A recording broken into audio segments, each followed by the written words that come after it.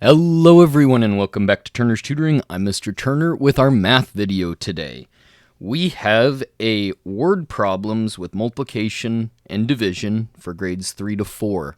And these are just a compilation of about 38 unique worksheets working in math concepts for grades 3 and 4.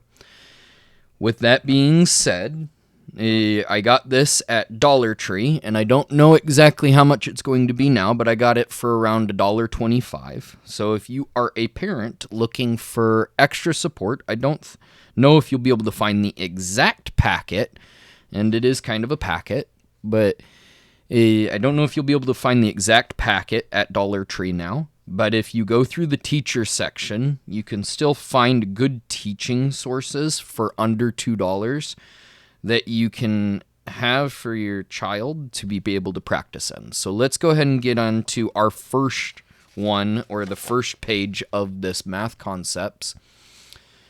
And we're going to do about 3 problems for this one, and so on and so forth. So let's go ahead and get started.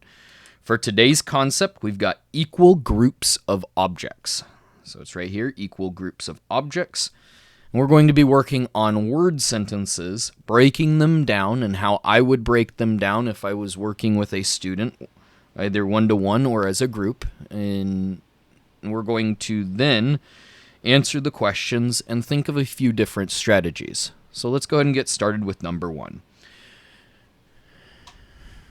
Hope that's better. Just turned on a light. There are 4 cartons of eggs. Each carton has 12 eggs. How many in all? Write the math sentence. Now, this isn't going to be exactly on standard to whatever school you're at, but I think that the concepts still apply and still are good practice.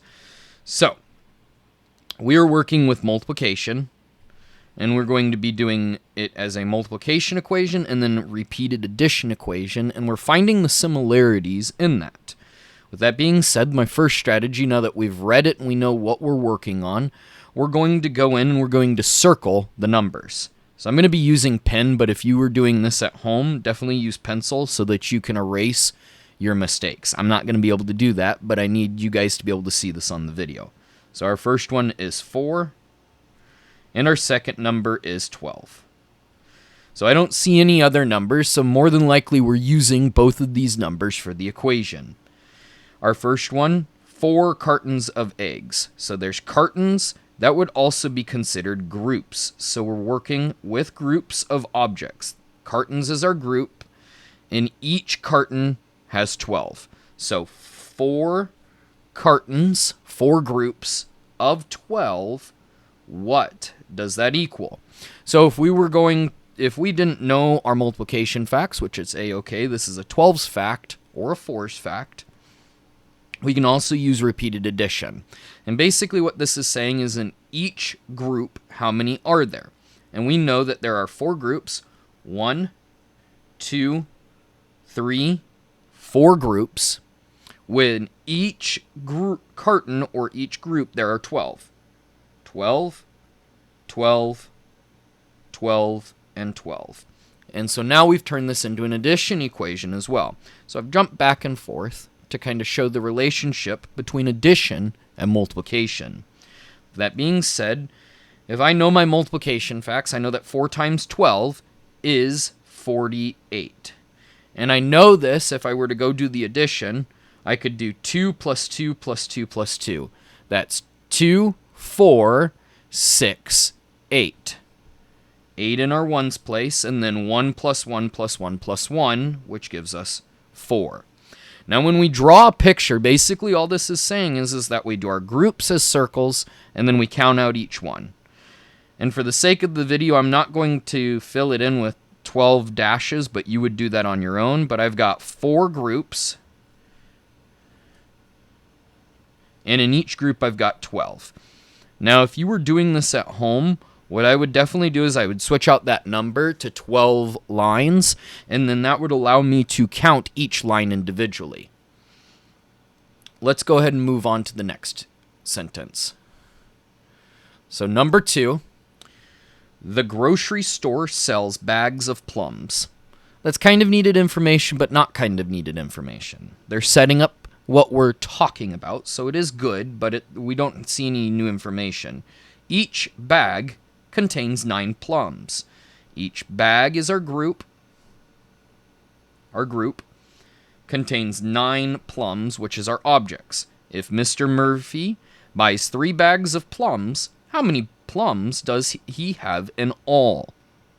So I've got bags are the groups. How many groups? I've got 3 bags, 3 groups, and in each group I have 9 plums. So I've got 3, and I'm going to change this around because I always want the groups to go first and then the objects to go second. So I've got 3 groups, excuse the 3, bad handwriting, and 9 in each group. That is also to say I've got 1, 2, 3 groups with 9 in each group. And I know my multiplication facts. It's 27. And I can try this out with 9 plus 9 plus 9. I could do it holding up 9 fingers. And I could go 9, 10, 11, 12, 13, 14, 15, 16, 17, 18, 19, 20, 21, 22, 23, 24, 25, 26, 27. Basically just counting on using my fingers, or I use repeated addition. Now for the picture, again, if you were at home, you would use lines. But for the sake of the video, I'm just going to do 3 groups with 9 in each group. Moving on to the last one for this video. We've got Mrs. Welsh purchased 7 flats of flowers for her garden. Each flat had 6 flowers. How many flowers did Mrs. Welsh purchase? Write the math sentence. So going back to this, we've got 7 flats. I don't necessarily need to know what flats are. I just know that each flat is our key phrase. Each flat had 6 flowers. So that tells me that flats is my group. I've got my group. I've got my object. 7 groups with 6 in each group. And then if I'm going to do the repeated addition, I'm going to put, I've got 7 groups. 1, 2, 3, 4, 5, 6, 7 groups. And then I've got 6 in each group. Which, if I know my maths facts, I can automatically go 7 times 6 equals 42. Or if I were to add all of these up individually, and I could skip count by 6, or I could count on by 6 until I counted that up to 6 times 7, which would give us 42. For our picture, we're going to do 7 groups. 1, 2, 3, 4, 5, 6, 7. And I'm going to put 6 in each group.